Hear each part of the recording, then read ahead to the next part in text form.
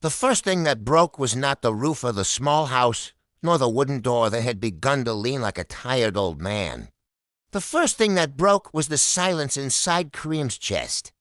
It happened on a morning when the sky looked pale and exhausted, the kind of sky that promises nothing. Kareem sat on the edge of his narrow bed, staring at his hands. They were strong hands once, hands that could carry sacks of grain and fix broken fences. Now they trembled slightly, as if the weight of the world had settled quietly into his bones during the night. Outside, the village was weakening slowly, a donkey brayed somewhere down the dusty road. A woman swept her doorstep with tired strokes. Life continued, as it always did. Indifferent to the storms inside a man's heart, Kareem had lost his work 3 months earlier. At first, he believed it was temporary. Tomorrow will open another door, he told his wife as they shared their last warm meal together. His voice carried a confidence he barely felt. But she smiled because hope is sometimes the only bread people have. But tomorrow arrived like a locked gate. Days turned into weeks, weeks stretched into months. Every morning, Kareem walked through the narrow streets of the village, asking quietly if someone needed help lifting stones, repairing a roof, carrying water from the well. Sometimes people looked away. Sometimes they said nothing. Sometimes they shook their heads gently, as if apologizing for a world that had no place for his effort anymore. The sun became cruel during those long days. It burned the road and the backs of men who still had work. Kareem returned home each evening with empty hands and dust on his shoes. His children began to notice. They no longer asked for sweets from the market.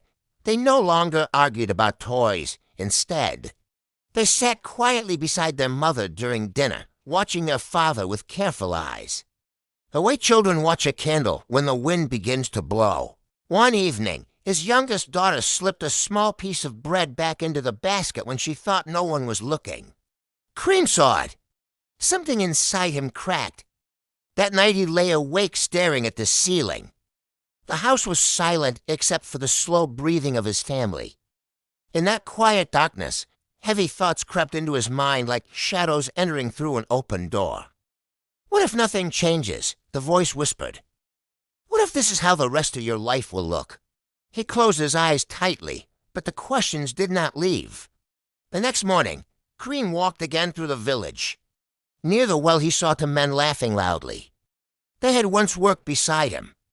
Now they spoke in low voices when he passed. One of them muttered something that sounded like pity. Pity is a heavy stone for a proud man to carry. Later that day he passed an old man sitting beside the road. The man's clothes were thin and worn, his beard white like winter dust. A small dog slept beside him, its ribs showing beneath its fur. The old man looked up and nodded politely. Kareem almost walked past him. But something made him stop. He sat beside the old man without speaking. For a long moment they watched the road together as carts rolled by and villagers moved in slow circles of daily life. Finally the old man spoke. You walk like someone carrying invisible weight. Kareem gave a tired smile. Maybe I am. The old man studied him quietly. Weight grows heavier when a man believes it will never leave his shoulders. Kareem laughed softly, but there was bitterness in it. Belief does not fill empty bowls. No, the old man said gently. But despair empties the soul before the bowl is even dry. The words stayed with Kareem long after he left. That evening he returned home to another quiet meal. The bread was thinner now. The soup had more water than vegetables. Yet when his children looked at him, he forced himself to smile. The next morning something changed not in the world, but inside him. He woke before sunrise. The sky was still dark, the stars fading slowly like tired lanterns. Instead of lying in bed with heavy thoughts, Kareem stood and washed his face with cold water. If the door will not open, he whispered to himself, then I will stand beside it until morning. He began doing small things no one asked him to do.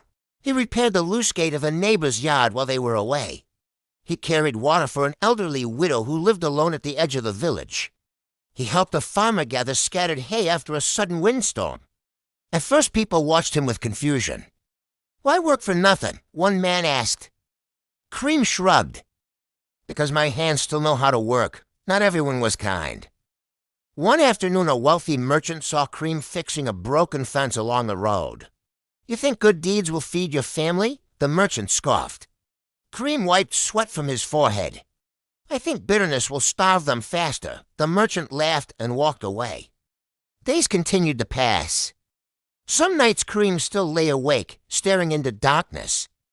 Fear returned like cold wind through cracks in the walls. But each morning he rose again and stepped into the day with quiet determination. His children began to change too. They laughed a little more. They ran outside to meet him when he returned home, even when his pockets were empty. One evening the widow whose water he carried knocked on his door. She brought a small basket of eggs. "It is not much," she said softly, but kindness travels in circles. Cream thanked her with humble eyes. Weeks later, the farmer whose hay he gathered came looking for him. "My brother needs a man who works without complaint," the farmer said. "The pay is small, but honest." Cream followed him across the dusty fields. The work was hard, the sun burned his neck, his muscles ached by nightfall, but something inside him felt lighter, not because life had become easy, but because he had refused to surrender the last small light inside his heart. Months passed. The merchant who once mocked him began to notice something strange. People spoke Cream's name with quiet respect. When a roof needed fixing or a cart broke down, villagers said, "Ask Cream. He will help." Reputation grows slowly, like a tree pushing roots through dry soil. One evening, the merchant's own cart collapsed near the road. The wheel had shattered. Travelers passed without stopping. Then Cream appeared. Without anger, without reminding the merchant of old words, he knelt beside the broken wheel and began to repair it. The merchant watched silently. When the cart finally rolled again, he cleared his throat awkwardly. "You are different from most men." Cream stood and brushed dust from his hands. "No," he said quietly, "just stubborn enough to keep hope alive." The merchant said nothing, but something thoughtful moved behind his eyes. Years later, people in the village would still speak about Cream. Not because he became rich, not because fortune suddenly poured into his house, but because when hardship closed every door, he chose not to close his heart. And in a quiet way, that choice changed everything. For the strangest truth about human life is this: sometimes the world does not change first. Sometimes the man must change first. And when he does, even the longest night begins, slowly and quietly, to admit the coming of dawn.